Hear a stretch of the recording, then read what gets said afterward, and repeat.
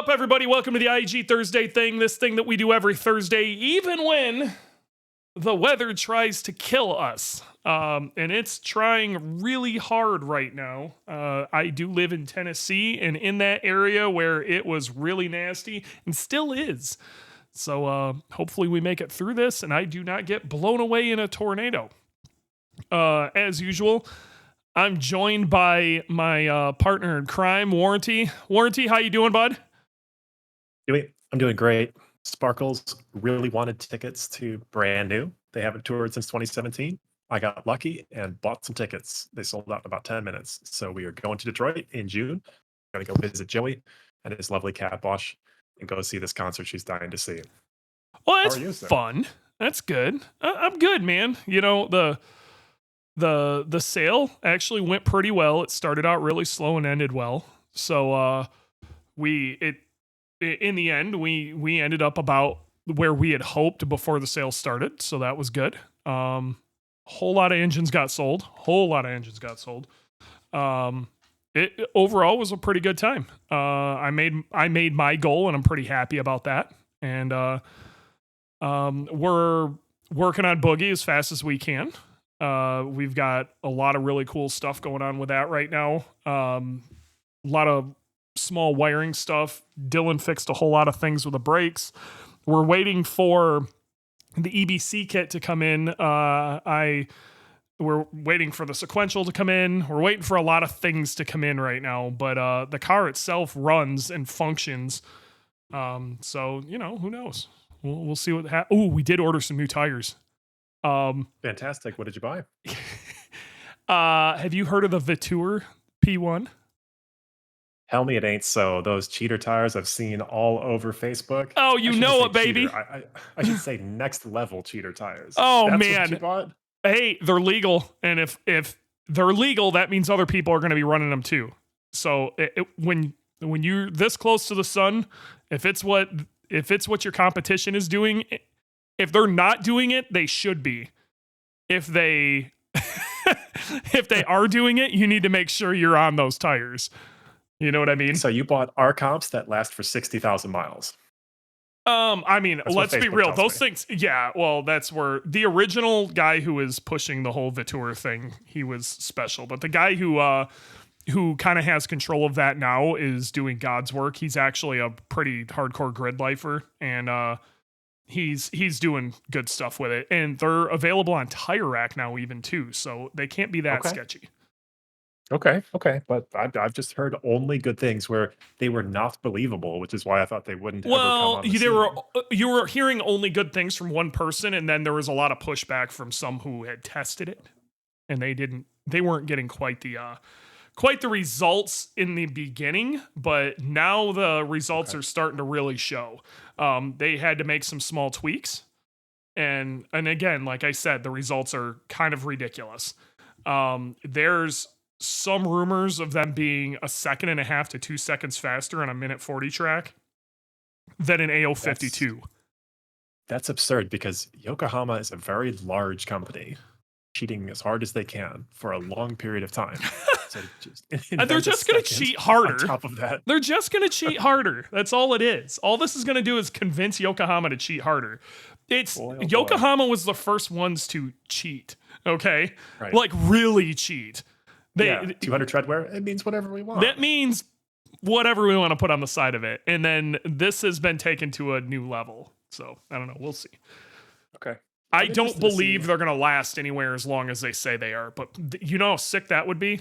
If they do, I'm ordering 2 more sets, and I ain't going to have to touch them till hell I'll have leftover tires for next year. So Yeah, I'm interested to know how they deal with high temperatures if they just fall off a cliff. Like I the don't know. RE71Rs. If anybody's going to find out, it's me. RE71RSs actually hold up to high temps pretty well. The AO52s do not. You get 1 lap and that's it. Those things are hot the second you leave the pits. Yeah, and secondly, let's circle back in, I don't know, 3 months from now when you're in the middle of your season and you can say, okay, yeah, these tires last one Oh, event. because you're they're gonna super- either hear me rant and rave about it, or you're gonna hear me like piss and moan. So Yeah, I hope they last a decent amount of time, but enough for you to say this guy on the internet is completely wrong. They do not last 60,000 miles and produce heater laps when you're on the cords and other Yeah, I such don't see that nonsense. happen. So, Okay. all right. Well, we got to get back into this. Also, want to thank executive producer Jordan for doing all our technical stuff in the background. I don't know if you guys have noticed, but our sound quality has went up drastically on our recordings.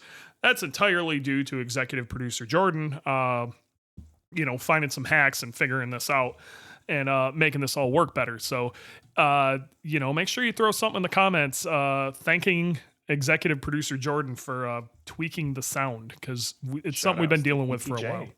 Doing God's work.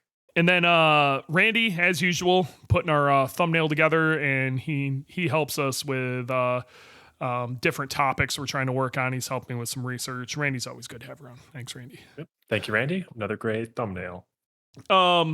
This week, we actually have somebody on here I've never really talked to in depth before. I knew of this shop and this car, didn't really know much past that. I'm pretty excited to have them on, just because it's a little different, and it's definitely from a different area of the country I don't get to talk to too many people from. So I think it's going to be a lot of fun. But we have Steve from PRE Racing on this week. Steve, what's up, dude? Hey, how's it going? What's up, man? So, how's the weather out in lovely Portland, Oregon? Lots of rain with periods of sun, and then back to rain, and then chance of tornado. Pretty unpredictable. Yeah, if you don't like the weather, wait 10 minutes. Yeah, pretty much. Sounds like the Midwest. Yeah, that's what it is right now.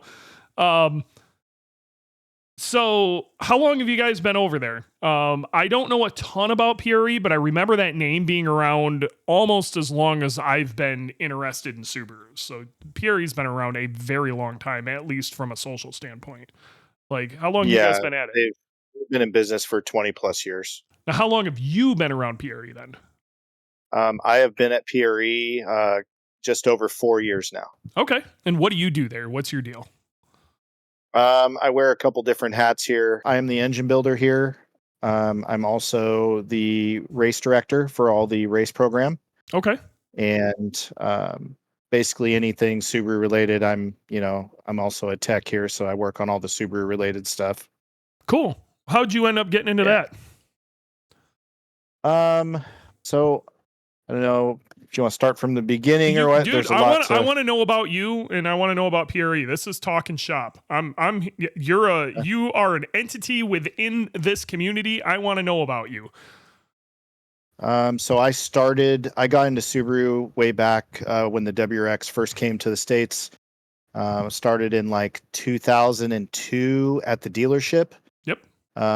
Before that, I had, tinkered around in my garage for years. I mean, I've been working on cars since I was like 15 years old with my grandfather, but I got into the Subaru dealership and I was a lot porter. So I was basically called a car shagger. That's what we called it back in the day. Yep.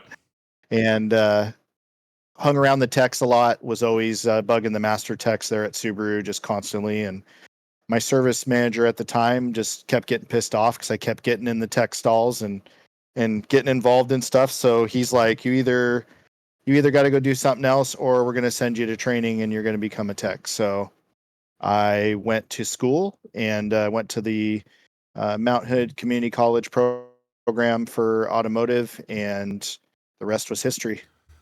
Nice. So then they're like, hey, we need a tech or something, and there you are. Yeah, so I was a technician for them at the dealership. It was Wentworth Subaru at the time.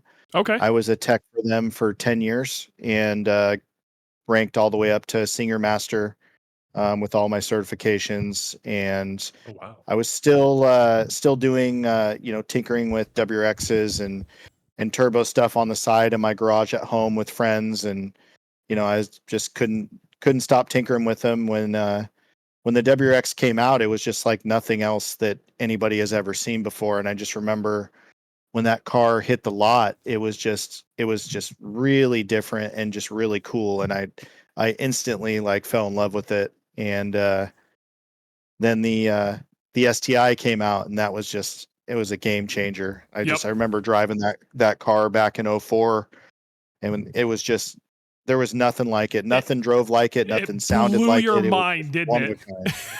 That's right. The driving experience on an 04 STI to this day is still the most raw, real, like as close as you're going to get to like a race car off the showroom floor, in my opinion.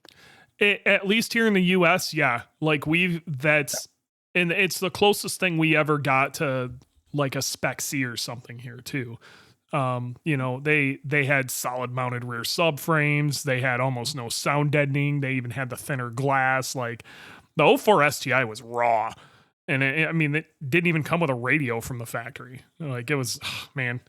Yeah, Subaru would it's never awesome do that car. now. Would never do that No. now. And it The sucks. first time I ever drove that car, it just blew my mind. Just the feedback and just how responsive it was, and it was fast. Like it wasn't slow. I Those mean, by any things means. ran Like, high 12s right out of the box. yeah, you could throw that thing in a corner, and it was just a blast to drive. It was very predictable. Yep. It was just really fun. So now you're there as you know, you do a lot of Subaru work. You've worked on a few different cars, but you're also like the race program director. What all you guys messing around with over there as far as racing? Are you driving anything or a part of any of those? What are you up to? Well, I don't know if we should take a step back for a second, but Sure. after the dealership, when I was working there, I put about 10 years into the dealership, and I actually went and started my own shop. It was called Horizontal Motorsports, and it was short for HMS. I And remember a lot HMS. of people will remember it. Yeah. Yeah. And so I did that after I you branched were off from the dealer. HMS? Yes. Hey, you're pretty OG, bud. Been around for a little while. Yeah. Yep, I remember HMS really well. I remember your logo in my head. It was yeah. Okay, keep going. This is fun. I didn't realize that.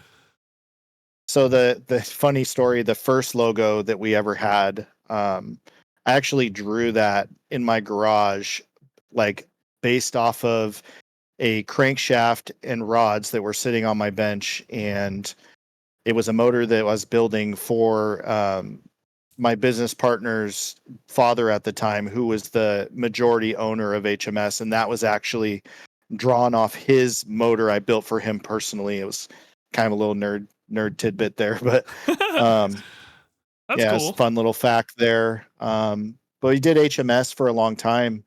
I want to say HMS went on for about 8 years. We did, I started out in just like an old car wash. It was a repurposed car wash that we put 2 lifts in, and I was the guy that was, doing all the work, and then my business partner was running the front end, and it was just me and him, and that's how we started out. And we were just building cars out of there, and I was also tuning and pretty much doing everything for a while, and then we quickly outgrew that facility and ended up going to a new facility that was much bigger and much more serious, and we grew from there and started hiring technicians. And yeah, I mean, we just basically every time we got to a new spot, we outgrew it almost instantly. So we were doing really well. Word of mouth was huge. That's basically what I banked on. All my business was based on, how I treated people, and I always treated people the way I felt like I wanted to be treated, and so that went a long ways with people. And so over the years, just built it up, and got to a point where we had a huge facility, like 2-acre property. It was huge. We had a in-ground dyno and 4 or 5 lifts. At one point, I think we had 7 lifts, but several technicians worked for me. Definitely, some familiar names that you probably know about now in the business. I mean, at one point, Johnny Trans was doing work for me. Josh Bader was one of my technicians that I hired on for a while. Nice. Me and him did a lot together. So yeah, I mean, a lot of stuff happened. Then COVID came along, and that was pretty much the end of it. So did COVID just wipe you out because people weren't able to come into the shop? Because if I remember right, you guys weren't doing a whole lot of like online sales or anything. Almost everything you were doing was like service based, right? Yeah, so service and tuning was what we focused on. Yeah. But when COVID came along, it made things extremely difficult. We ended up having to move to a smaller facility, downsizing. It wasn't all because of COVID. There was some internal issues that were above my control. Sure. That is a topic for another time. It's a very long story, and it's a sad story, but at the same time, a lot of things happen for a reason, I believe, and Yep. and if it wouldn't have happened, I wouldn't be where I am now, and I'm actually really happy where I'm at now. So fast forward to PRE. I was basically after HMS was done. I mostly did tuning on the dyno on the weekends, and most people knew me as Steve Tuned. That's been my kind of my logo and slogan and name for years. But got to a point where the owner was like, I got to sell the dyno. I got to shut everything down. So got out of there and went back to the dealership and started working at the dealership for a couple years. And that was really boring. It wasn't. I was about to say, how much did you hate that after what you had already been doing? Man, it was driving me crazy. I have to be doing something. Like I always have to be either building something, tinkering, or doing something creative, like outside the box to keep my sanity. And it just wasn't working out for me. Some people who can be a dealer tech and be completely happy with that. And they're incredible. They can shred that stuff. You know what I mean? And hats off to those people. It's incredible what they can do. But man, there's others who just can't. Once you've seen the other side, you're like, that's like, take the weekend off and just go sit at home and do nothing. And I just can't. I'll sit there for half a day and I'm like, okay, I gotta go take something apart or go work on something. Yep. So yeah, I was bored at the dealership, and my wife suggested that I apply at PRE because PRE was hiring, and I was like, at first, I kind of laughed at the idea because PRE was like my main competitor for years. I was about to say, HMS. Are they the enemy? Like I get that. Oh boy, Chicago's I wouldn't say it's an enemy, but competitors for sure. So the Chicago area, where I kind of really got into the industry, it can get territorial. Let's put it that way. And I could see that happening if like a competitor maybe, came on hard times or went down or whatever, like some of them would end up going to the other one.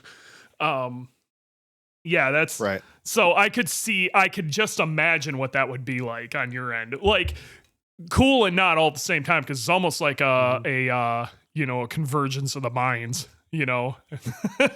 Yeah, I mean, at first I laughed at the idea, and she just told me, she's like, why don't you just go down there and you already know the guys there and just talk to them and see what happens. And so I was like, okay, so I've known Jason for years. Jason is the owner here at PRE Racing, and I haven't really had any negative experiences with him.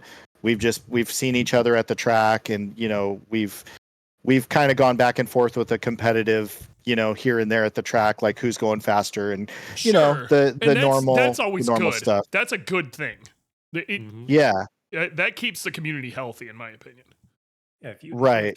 And so you're on. Yeah, so I came down and had talked to Jason, had an interview, and the interview went well. And I left the interview feeling pretty good, but still wasn't sure, what was going to happen. And Jason called me back for a second interview, and I decided to give it a shot. He kind of me and him were both kind of a little apprehensive about if it was going to work or not because we were both unsure. But yeah, I mean, it honestly, it was one of the best moves I've ever done, and it's worked out extremely well. I love it here. I love all the people that work here. We're like a tight family here, and it's been great. Nothing bad to say. That's awesome, man. So Yeah. yeah, that's super cool. So you've been there, you said 4 years. You're kind of holding it down now. Did they have like, were you just immediately over there as a tech, or they just instantly start throwing hats on you? Like, hey, we need a guy who can do all these things, and you're that guy now.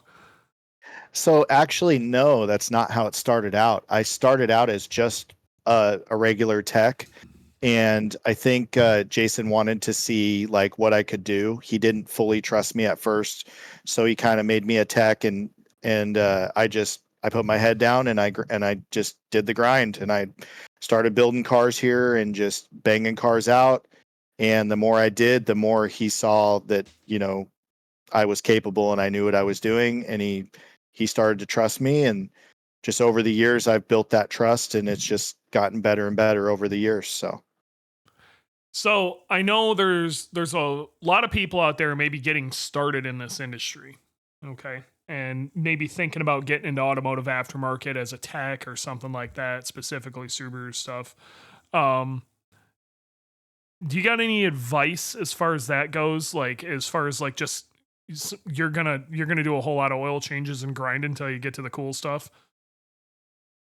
Yeah, I mean, I started out at the bottom in this industry, just being a car lot attendant and doing oil changes, and I kind of pried my way in.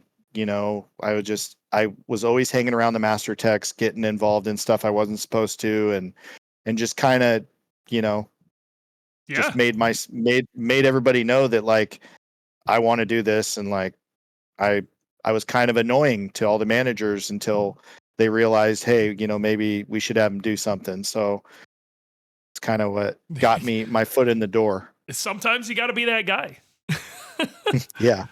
Nothing wrong with that. The only thing else I'll say is you gotta, you have to make sure that how I would say this, but I don't want to say, make sure everybody likes you, but at the same time, listen to people that have been doing this longer than you and respect the advice that's given, even if if you don't agree with it. Just take that information and just think about it, keep it inside, and just make sure you show like the proper respect to other people that have been doing this for decades, even if some of the things they're doing are wrong. Because what I've found over the years is some of that information is going to come in handy later on in your career. And those relationships are also important, because if somebody asks, and tries to vet you and doesn't have anything bad to say, that's a good thing, rather than you being like a know-it-all or somebody doesn't like you. It's not going to help you, really advance your career in the long run. Yeah, So that was that's really something good that advice. that was something that one of my mentors told me when I was first. He passed away recently, but he always told me, he's like, just always act like you don't know shit. That's what he always told me. He's like, don't be the know-it-all.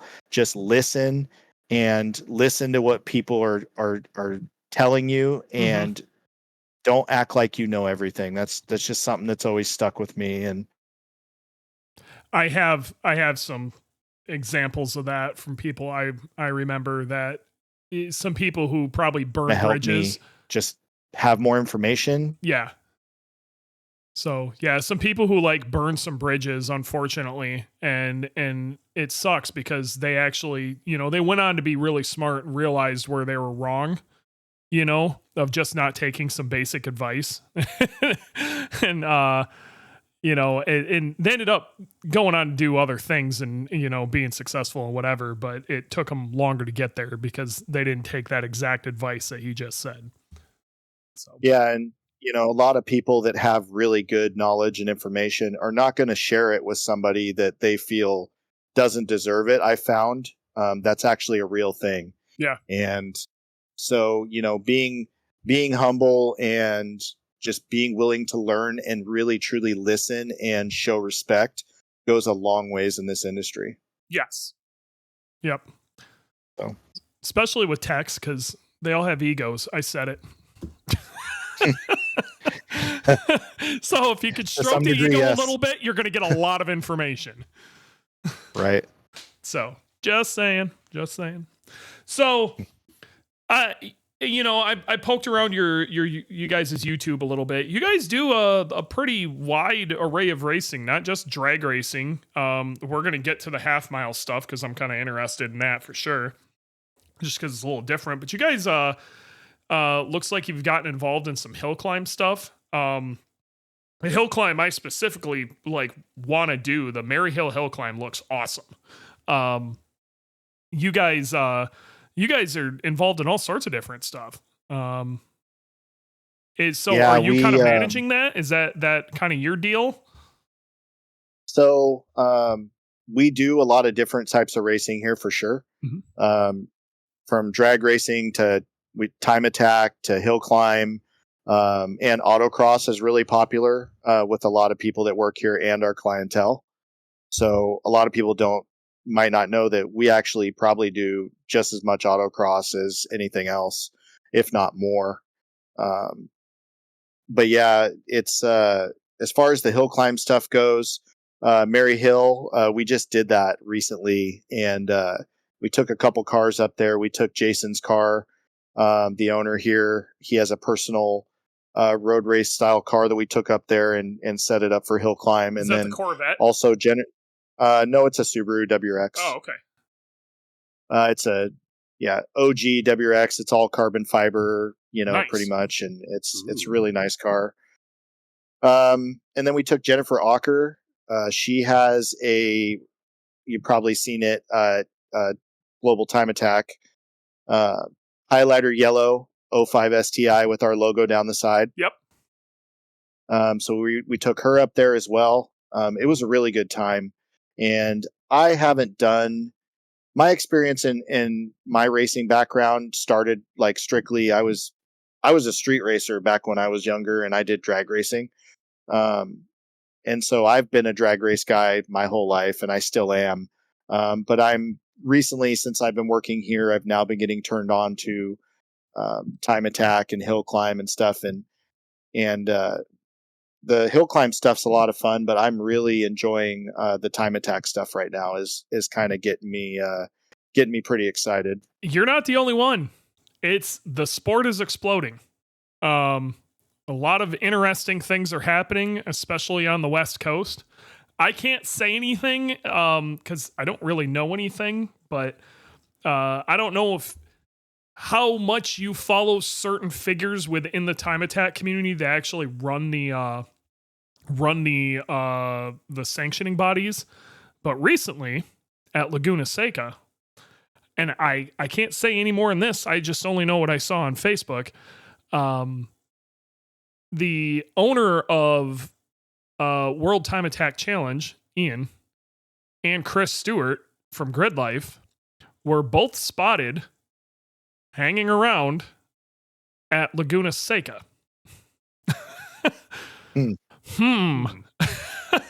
Yeah, interesting. Yeah, so I don't know. A lot of stuff is happening. I'm interested to see serious time attack, like big event stuff come back to the West Coast in a little larger capacity.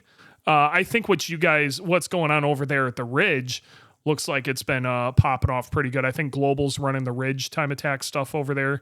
I was really sad they moved Super Lap Battle got moved to Coda in Texas, because I think its spiritual home in California made more sense, but what do I know? I don't know. But it's coming. And I think you're peeking at the other side of the fence at a very good time. Yeah, we've done so recently. I built a car here for a client, time attack car, and it was by the name of Justin Moore, and it's an '05 STI. Did a basically full build on it from the ground up. Motor package, transmission, full Haltech Nexus, PDM, like front to back rewired the car, and dry sump, you name it. I mean, it's got all the best stuff. It's got our stage 4 engine package in it, makes like 650 wheel horsepower. Okay. And that was the first actual time attack car that I've ever been involved with building to that level. And I definitely learned a lot. I mean, I'd always been good at making horsepower and making the engines work and stuff, but that car really taught me a lot about cooling mainly. Yep. And, you know, a lot more in depth about dry sump systems. And, you know, dry sump systems are very complicated, even though most people think they're kind of simple. But when they you get absolutely to the level, are not. I will be the first to tell you. Yeah, it's a pretty tough learning curve in a car like that to make it work properly. And we went out and did some testing on it at PIR. What and dry did sump some system are you shakedowns using? on it. So ARE. Okay, that's. I'd be interested to compare notes because I run a. Well, my brain is Really? Yeah. So the ARE stuff, we actually run that system on Black Widow as well in a Okay. drag race application, which is just so I understand, is that powered by the crank and you guys have like a pump, maybe more where the AC used to be? Is that how the ARE is set up? Or is it a bottom up pump? The oil pump replaces the AC compressor. Yeah. Okay. So definitely a different setup. That's interesting. I'm actually kind of interested in how that has worked out for you guys. Yeah. So there was definitely some issues when we first took the car out and did some shakedowns on it at PIR. Yep. You know, weird oil pressure issues that I never thought would came up. Like And too high then of we oil also had pressure. Crazy shit. just weird stuff that didn't make any sense, Yep. to be honest. And we had cooling issues for sure. Oil temperature issues and stuff like that. So really taught me a lot, you know, through testing and tuning. You know, I learned a lot basically doing that car. And now after I've gotten all the bugs worked out of it, that car, it's amazing. We went out, we did Thunder Hill multiple times. It's been to the Ridge. It actually set one of the fastest, I believe it was fastest all-wheel drive at the Ridge time. I don't want to make a false claim, but I believe that was it. It's definitely the fastest Subaru that I know of at the Ridge, and it was really rewarding. I really enjoyed that. What class are you running that in? I have to see. Are you guys running with Global? I believe so. I have to look it up. Nice. It was last year, but did you guys do the Grid Life event at Thunderhill? Were you guys at that one? No, we weren't at the Grid Life, but we did some private test sessions at Thunderhill. I've got one of my buddies actually runs Thunderhill. Matt Busby is he runs the track. He's a super cool guy. Yeah, Thunderhill taught us something else that I wasn't expecting, which was noise, unfortunately.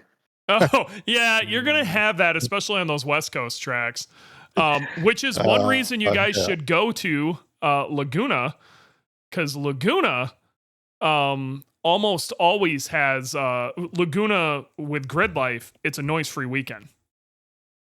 Yeah, so interesting fact, Laguna, I had talked to people, and Laguna typically has noise issues as well, and people would actually create custom exhaust to point them the other direction. They call them like Laguna pipe. That was a huge thing that they used to do with Redline Time Attack. If you ever watch old Redline Time Attack videos and like footage and stuff, all of these cars had these like really crazy exhausts, and like some of them would like come out of they'd come off the tailpipe, point up like a smokestack, and then point away from the like towards the infield, so it wasn't towards the microphone. And then the whole thing would be a muffler.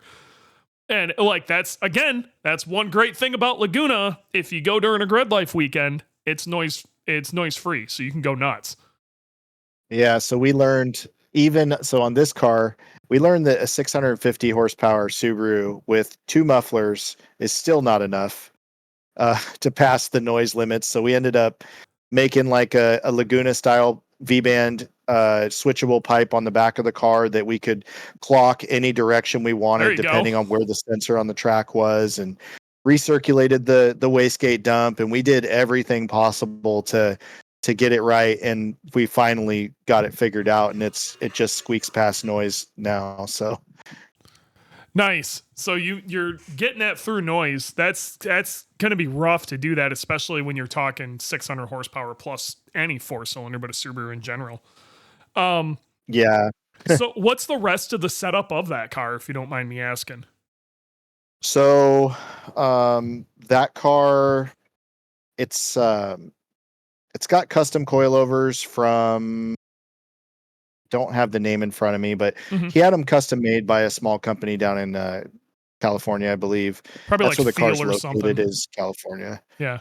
And it's fully caged. It has it's all the fenders are cut out. It's got big flares on it, big huge wide wheels, and we're running, I believe the tires were, we had R7s on it at one point, and they were, I want to say they were big. I think they were 285s or something big like that. Yeah. Yeah, they were some big old steamrollers, and the car basically, we did the Brembo, we did huge Brembo like GT brake kit on it, and brake ducting and custom front splitter for the front end for the aero, and it's got our stage 4 engine package with the dry sump, and it's all Haltech Nexus R5 ECU. Nice. Yeah, it's pretty badass. It's got like sequential Samsonite transmission in it. What Global Time Attack would call limited. So yeah, that sounds like a sick build. I'm gonna have to look that up. Definitely want to check that out. So yeah, it sounds like a crazy build though. Have you personally thought about getting involved in Time Attack, or are you just having a good time building and kind of supporting right now? Well, I've got my own race project, that's been on the back burner now for several years, because just I've been focusing on the shop and the race program here. Sure. And drag racing, I still have some like personal goals with that car that I have to finish before I start taking on another motorsport. Man, I know that feeling. It's just the problem with me is once I get involved personally with something, I just dive in head first, and I have to be competitive. I can't just like stick my toes in and get my feet wet kind of deal. Like if I'm going to do it, I want to be competitive, and I go all in. So yeah, I get that more than most, bud. I don't know how to balancing. Just show up to have fun. That's not what it's not what I do, and it's not what most of these people do. So what is this personal project? I see Mary's in here. She'll know about this car probably. Is it the thing we saw in the thumbnail? Is it the Legacy? Yeah, it's a 93 Subaru Legacy that I've had I probably had this car for 10 years. That's what's up, dude. So yes, tell us sharp. about the early Leggy Turbo, my dude. I want to hear about this. So that car, I bought that car a long time ago. Started out, I got it from an old lady, and it had a bunch of dents on it, and I just got it for cheap. So I was looking for just something to daily drive and all that, and just started tinkering with it. And it was stock for a while, and put wheels on it and kind of made it look cooler, and just messed around with it a little bit, and kind of put a boost controller on it and a 16G turbo, and the typical EJ22T stuff. Just address all the little stuff. And it was actually an auto when I bought it, and I was launching that thing at red lights, just putting it up on the converter with boost, and just it was a lot of fun.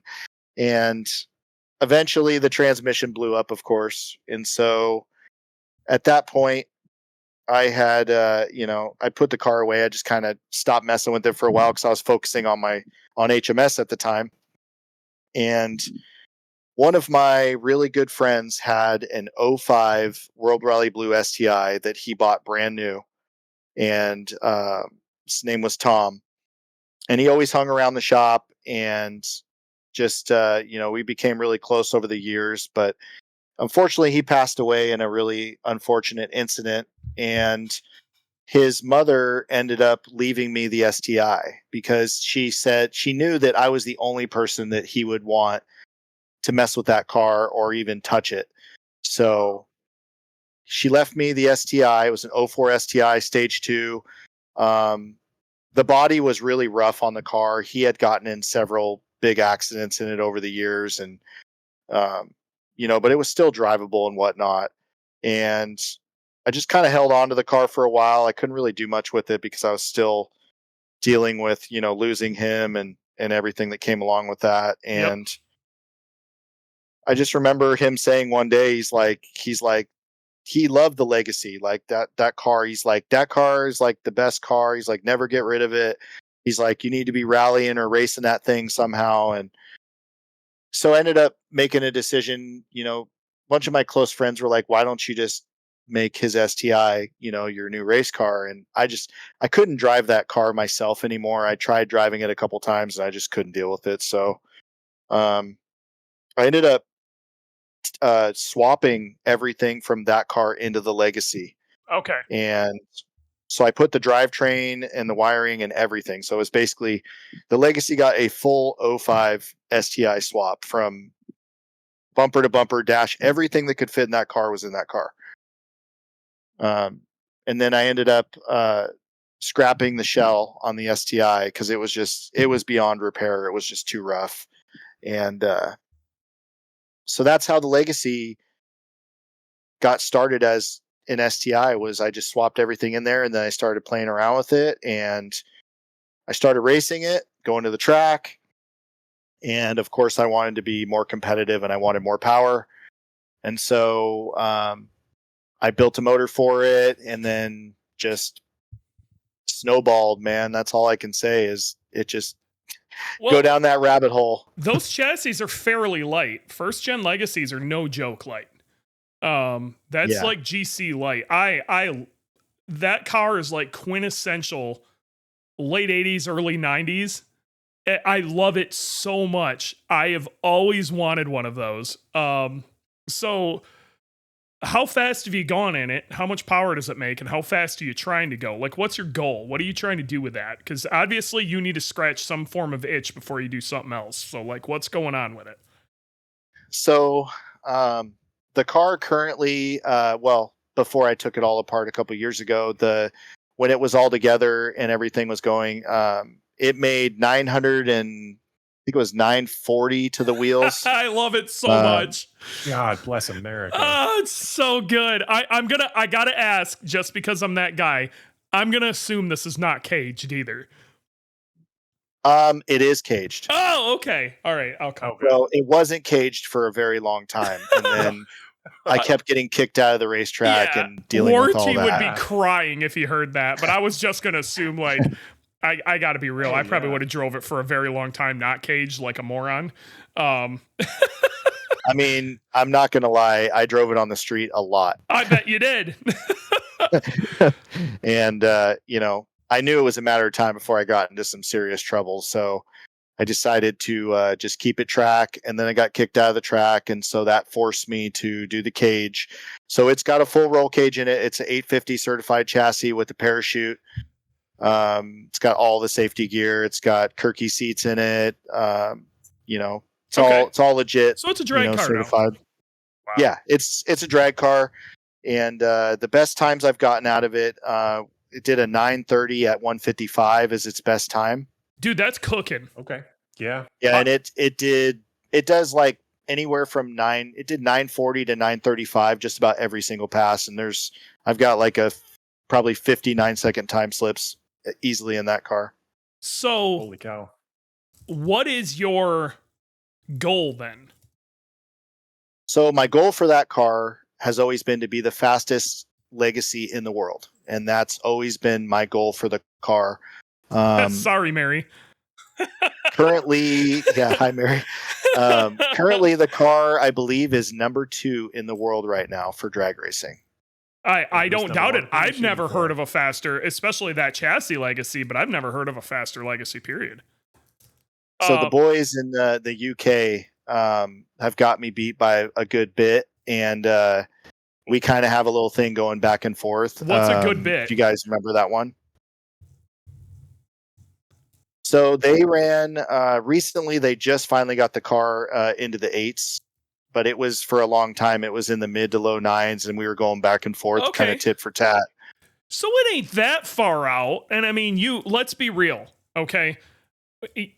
You know, we're going to talk about Black Widow here in a minute. You guys have a pretty, you guys know how to make more power if you need to, okay? And the path has gotten clearer as time has went on how to make more power. I'm excited for that. Like you better keep us updated on that. That's sick. So when are you trying to get that back together? And I get life and all of that, but Yeah, so it's actually one other thing I wanted to add is Mary, with your Legacy, you were actually kind of a driving force for me to keep going faster as well, because I looked up to your car back in the day quite a bit, and I definitely I'm not going to lie, I was gunning to go faster than you for a long time. well, So let's go. Competition within the community is great. I've said this forever. Competition is how we all go faster. And you see it in the time attack community, you see it in the drag community, you name it, autocross, whatever. I mean, look, honestly, if it wasn't for Mike Omick, pushing us within time attack, we wouldn't have went as fast as we did. So like that's awesome. And that competition between you and Mary, I can't wait for threads to start coming up on Facebook so I can talk shit in them to stoke the fire.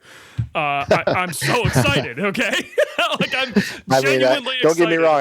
I got a lot of respect for Mary and everything she does there at All Wheel Drive Tuning and that car. So it's a friendly thing. It's not a. That's what this community should be, and that's what it should be. There are drama areas of this community that I wish would just go away. And I think having competition like this, but friendly competition, is where it's at. Friendly shit talking is like the best motivator. It's the best motivator. So Yeah, I mean, for a while there, I mean, me and Josh Bader were going back and forth when he used to work for me at HMS, and we were pushing each other to go faster every weekend. And just like you say, that camaraderie and that friendly competition, it makes everybody faster in the end. And I credit that a lot to my car's success, because it forced me to really figure it out and be committed to making the car work and go faster. So, some questions, because I'm actually kind of interested in this. The Legacy of that generation, how similar is it suspension-wise to other, like the GC, which would be the closest relative? Is that still using struts in the rear and everything else? Is it like really basically the same stuff?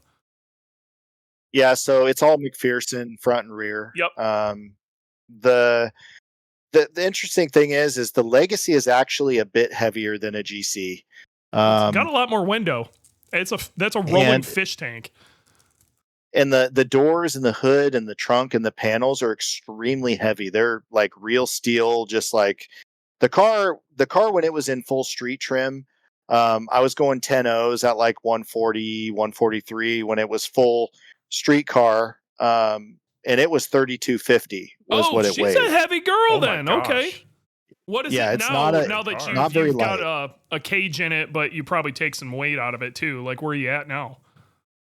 So like before you now took it where the apart. car's at, I've cut the front end off at the frame rails, and I've tubed the front end and did all the race car, treatment. Yeah.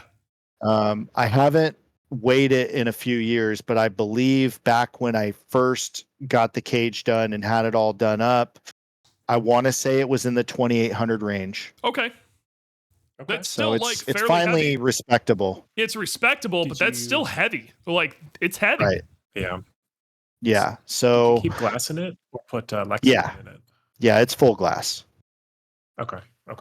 Yep. Yeah, I still haven't gutted the doors and taken the door panels out and the motors, and it still has power windows and everything. So Oh, you got some weight then. yeah. You could go places. Yeah, so that's on the list of things. Going to the cars being radically changed right now for the past few years, actually, and it's going to be a lot different the next time it comes out.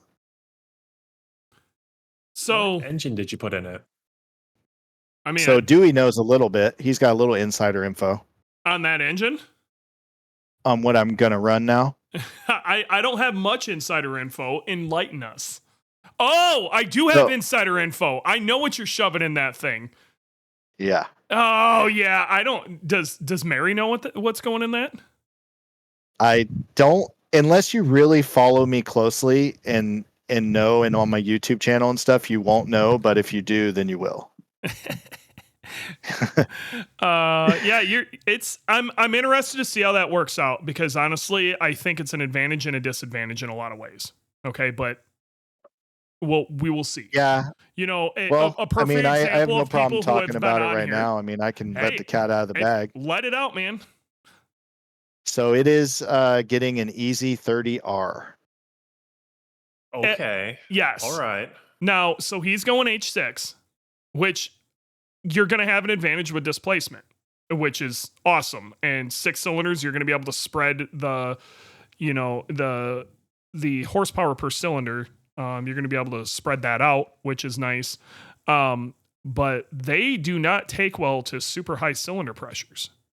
Correct. So I think it's an advantage and a disadvantage, unless maybe you've got some really bad ideas, which would be sick, because I think the H6 community would love to hear it.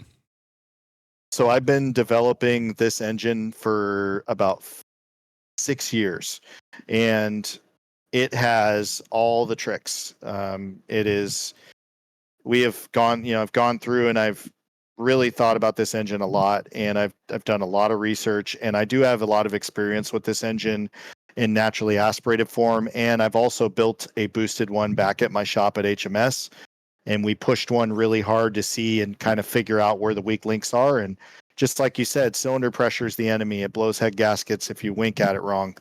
So this engine that I've been building now for a long time is pretty stout. It should be able to handle quite a bit. As far as the setup on the car, it's the engine's got custom valve train and cams from Kelford. The heads are fully ported. The internal, it's got forged rods, forged pistons. It's closed decked. It's got fire ring head gaskets. It's got bigger head studs. I mean, you name it. That Firelock situation is going to help a lot. The fire ring concept. Are you running what head stud size are you running? So on this one, they're 625 age studs, and they are one size up from the stock stud as well. I believe, I don't have the measurements in front of me, but I think they're around 12 millimeters around there. Okay. So, yeah, they're quite a bit bigger than the stock ones. So I also have, beyond this engine, I have another engine that I'm building kind of on the back burner that's going to be even crazier than this one. But this one is to get my feet wet and, work the bugs out of the platform and get the car going that direction. What are you using for engine management? Haltech Nexus R5. You guys like your Haltechs out there, don't you? We love them. Hey, if it works, it works. I won a championship on one of those. So, yep. We gotta talk about Black Widow. Okay. Yeah. So, a car that a lot of people know PRE for, is this vehicle they call a Black Widow, which is a GD STI, I'm assuming. But it did a bunch of half mile racing. That's how I know of it. And building a car for half mile is interesting, because you can't just build a basic drag car, because you're dealing with so many forces that you don't normally deal with. The engine has to be running full tilt for a ton longer. You can't just throw slicks or whatever, because the car is going to be all over the place. So you got to be on something, at least with a radial. Aero starts coming into play. Like it's interesting, but you guys managed to do 200. What was the end result of that? You guys cracked the 200 mark in a half mile with that. Yeah, so we actually did 203. That's insane. And that was with the transmission broken, missing 2 gears. Oh my God. Oh my gosh. So how much power was it making when it did that? It was making roughly around 1,200 wheel. Okay. So Oh, and then you guys Kind of four-cylinder. you were making a pretty serious amount of chooch with that thing, and then you'd spray it. Were you guys using the spray more in mid-range to put big turbo on boil, or were you trying to use that on top just to give you some more ass? So the problem with the car at the time was the turbo was actually having issues making boost because of the density out there, the air density. Where was it? Where'd you guys end up running that? It was at Coalinga. Where is that? It's not a thing anymore, but it was in California. Okay. Was it at elevation is kind of what I was trying to get at.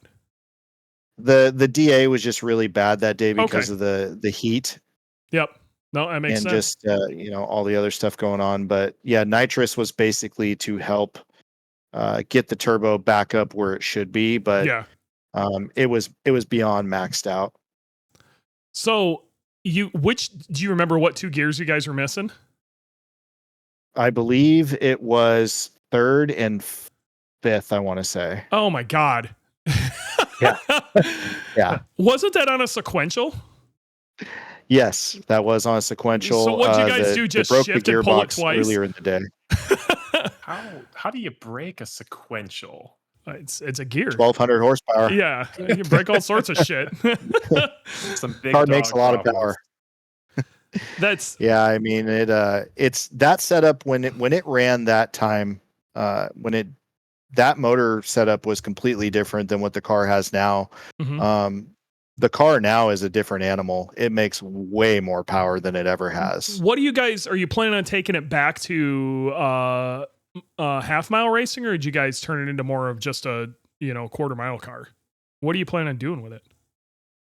So before we switched up the motor and the turbo and all the latest iterations, we ended up taking it back out drag racing a year or so ago, because there was some competition out there that Jason really wanted to get out there and was pretty confident that we could do better. And so we got the car out there and we actually drag raced it.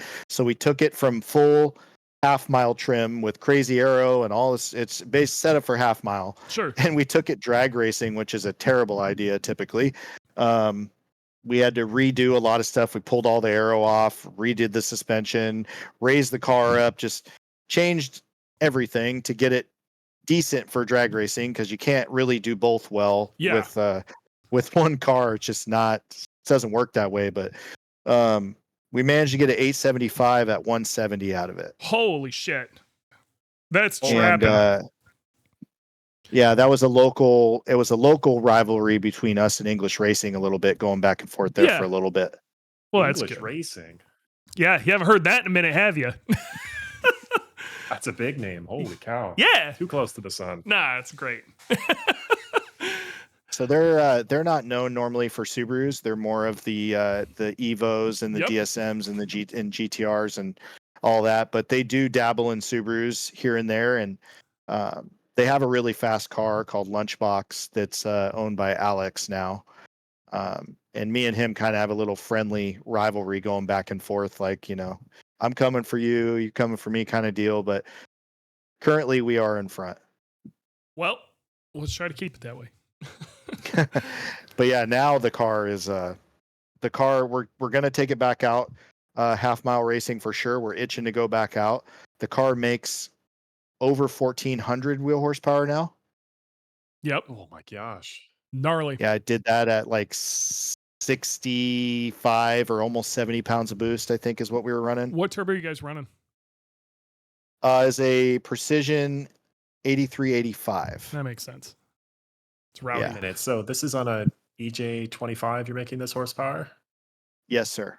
Now, is this a EJ record, Dewey? Because I feel like There's a few cars that are up in that area. I don't exactly know what the EJ record is, and then there's also did it happen with a OEM cast base block or like a billet block, and then there's a few cars out there that are doing like 1,400, and it is absolutely insane. The reality of it is nobody's really made good use of the 1,400. All the fastest times have been turned down a little bit. 8-second quarter. That's a good use of power right there. Well, yeah, but I think these guys and like others are they're aiming for sevens. Okay, like Rolly did sevens. Now a bunch of other people want sevens. So Yeah. Exactly what Mary just said. White bullet. So the motor that's in Black Widow is a factory cast block. It is not billet. Yep. And it's our Pro Drag engine that we sell it over the counter. It's an engine that anybody can buy. Mm-hmm.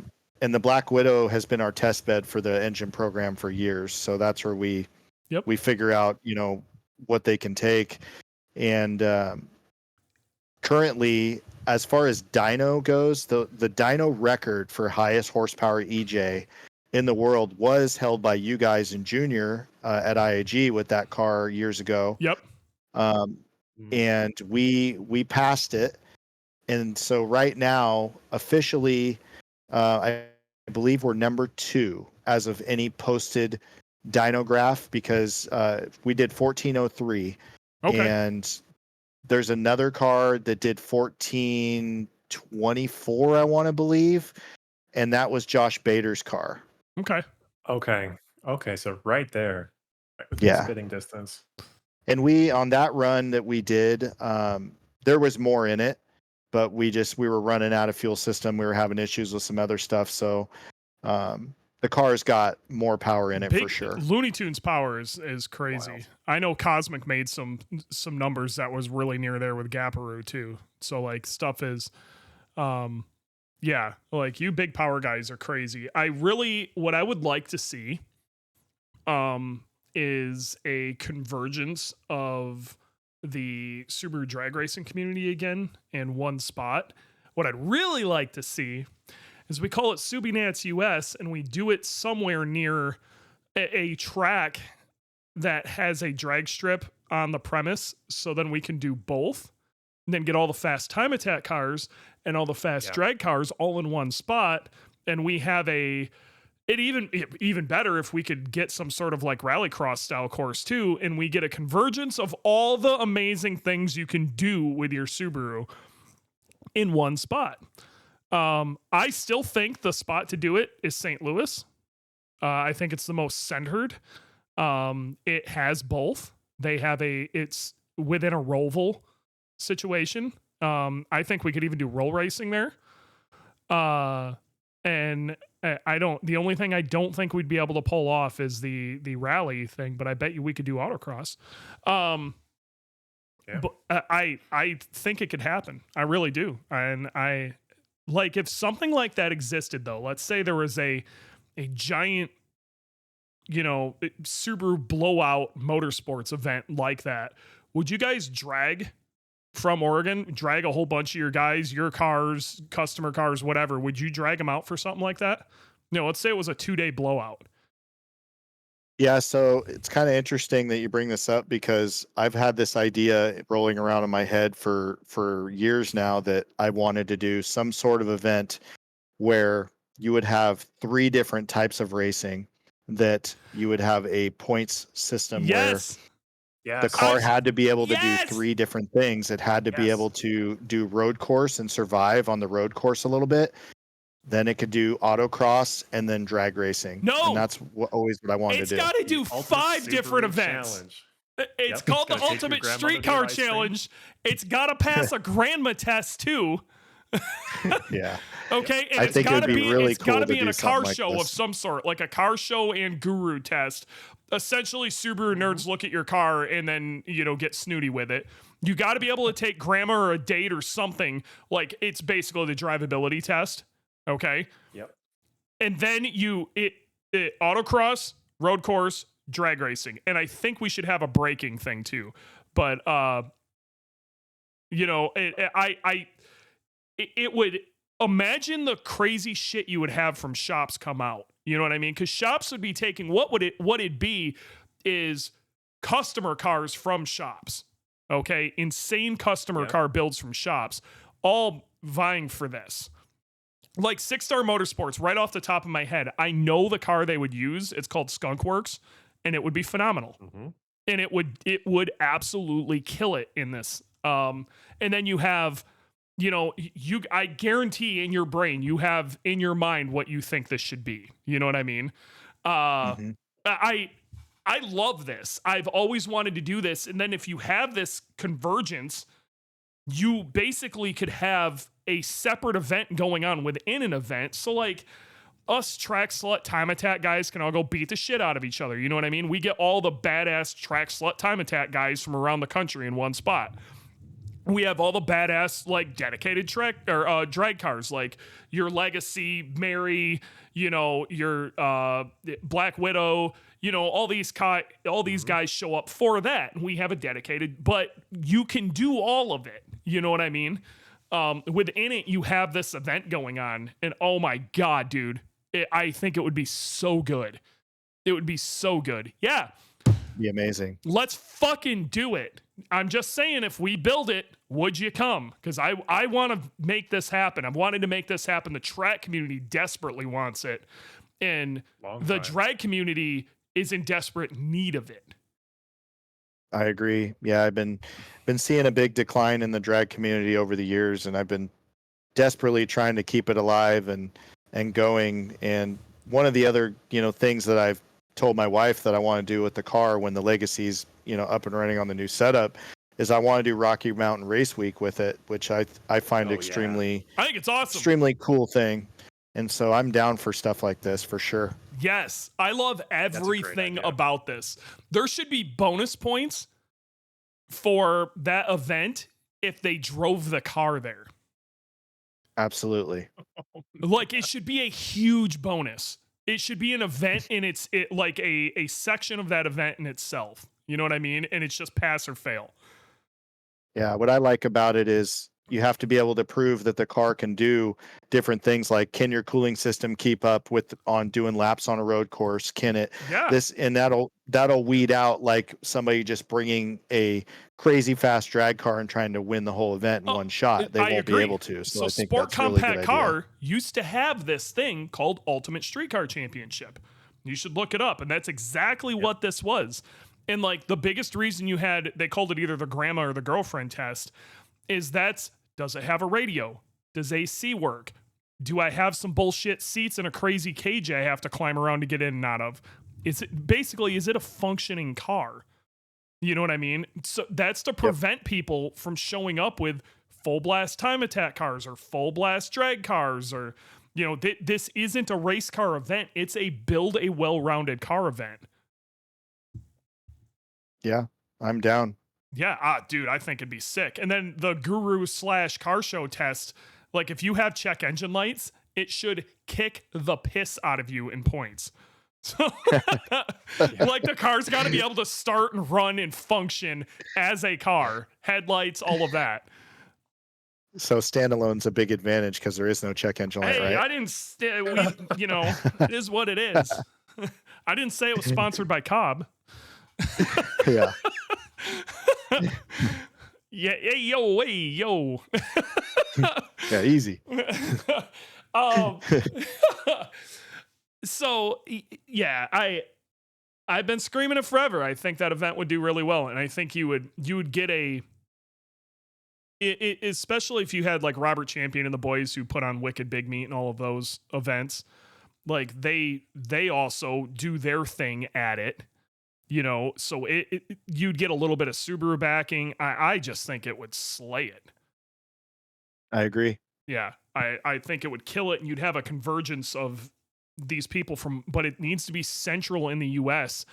If we put it on the East Coast, I think we'll have a decent amount of people there, don't get me wrong, but I think it would be the West Coast guys would be reluctant to come out.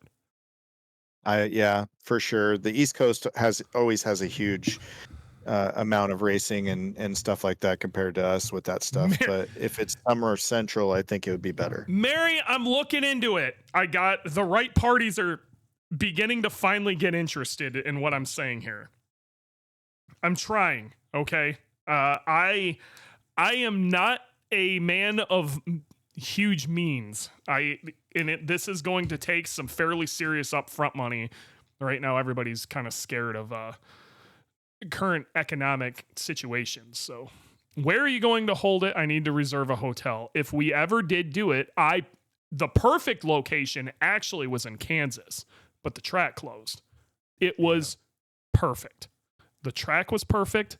The drag strip was perfect. The location was perfect. The venue itself worked really well. But the owner of the track got into it with the county, and I think Walmart owns it and is turning it into a parking lot right now or something. So the nearest one I found would be St. Louis. So if we do it, it would probably be what do they call that? It was like Mid-America Motorplex or something like that. I don't know. It would be right in that area. That would be the way. Yeah, it'd be interesting. You know, I don't know if it'd work, but on the West Coast here in Oregon, we have PIR, which actually is a road course, drag strip, and autocross all in one facility. But yep. Again, then you run into the problem of, like, are you going to get the East Coast guys to go? Because I got to be real, like these shops that are over near New York City and, you know, like that kind of central East Coast, there's a ton of them with a ton of population there. But those dicks, 200 miles is too much for them. Like, they lose their minds. Okay. And the Midwest, that's one thing I'll give to the Midwest. We don't give a shit. We don't fly unless it's over like 20 hours. We'll drive anywhere. But like other areas of the country, Texas, same thing. They'll drive wherever the hell you want. Ask Mary. Like, they're so used to it, they don't give a shit. But the West Coast guys, especially LA, those dudes won't, if they don't even realize there's another world outside of Los Angeles. Like, they just don't leave. What do you mean there's other tracks in the world? So getting those guys to leave would be rough, you know? And I mean, maybe we got to do it without them, but having guys like you there would be massive, you know? It's going to take like, you know, all-wheel drive tuning and PRE and IAG and like large names within the community to help build this thing. If it's going to happen, and everybody's going to want to be in it. So yeah, I think I could definitely talk to Jason, and I'm pretty sure he would be on board with PRE coming forward on it. Yeah. Well, I'm talking to some people about some stuff. We'll see where it goes. Okay. Some really awesome connections have been made in the last like 6 months. And, you know, I don't want to go as far as to say irons are in the fire, but people are thinking about putting irons in the fire finally. There's a fire and there are irons. Okay. No, the community needs it. I think it's going to be a huge thing. I think the pilgrimage to get there is going to be a part of it too. Like, what I want to see is local Subaru groups organize again and come out in big convoys. You know, that's to me something that I think has been missing. You know, something we used to do in Chicago is we used to go to this thing called Scuba Palooza down in St. Louis, and we'd bring like 120 cars. We'd be cruising the entire state of Illinois, which is pretty damn large. All together, cruising down the highway in one group. It was crazy. It was a ton of fun. We'd end up in these like random gas stations in the middle of nowhere because they had ethanol. And we ended up just mobbing into this place with 100 cars. But yeah, I want to see that. I want to see videos from that and social media stuff of people coming out and having a good time, meeting new people. And I don't know. Me personally, I think I would kill it. So Yeah, for sure. well, we kind of went around the block. You got anything you want to chat about? Because we still got a little thing we got to do here before we call her quits. Yeah, I mean, we could chat all day. We got to cut it loose at some point, right? That's true. And not only that, like, I can always have you back on too. So yeah, for real. We gotta do the dance.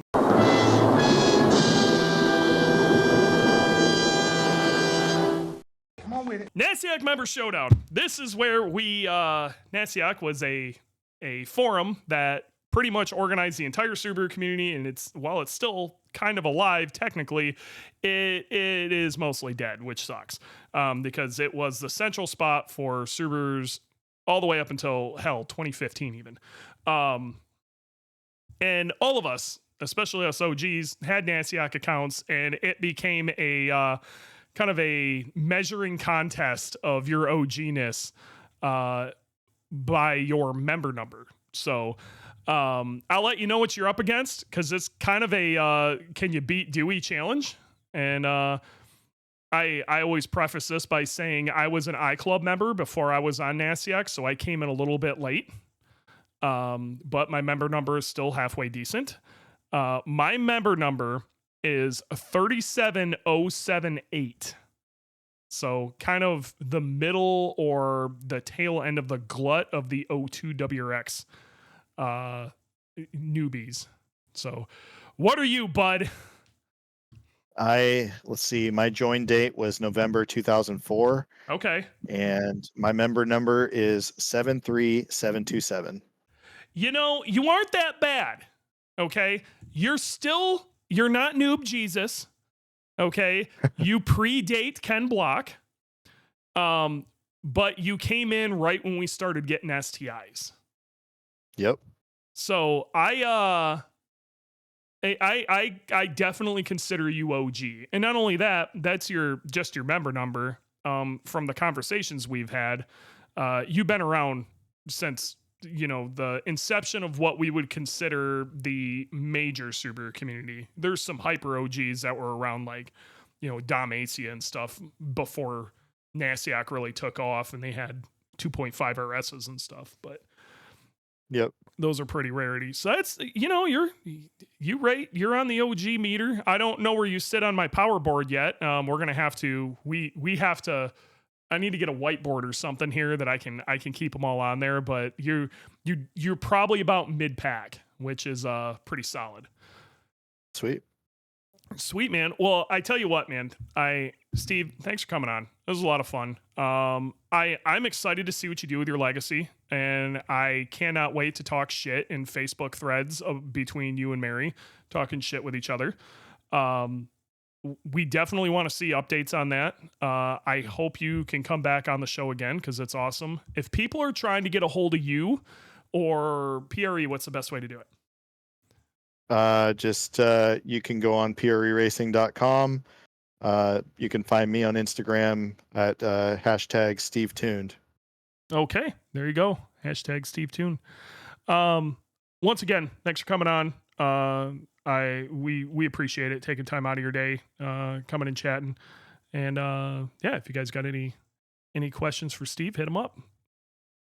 Yeah, thanks for having me on. I appreciate it. Nah, anytime, man. Well, it's been real. It's been fun. It's been real fun. And we will see you guys next time.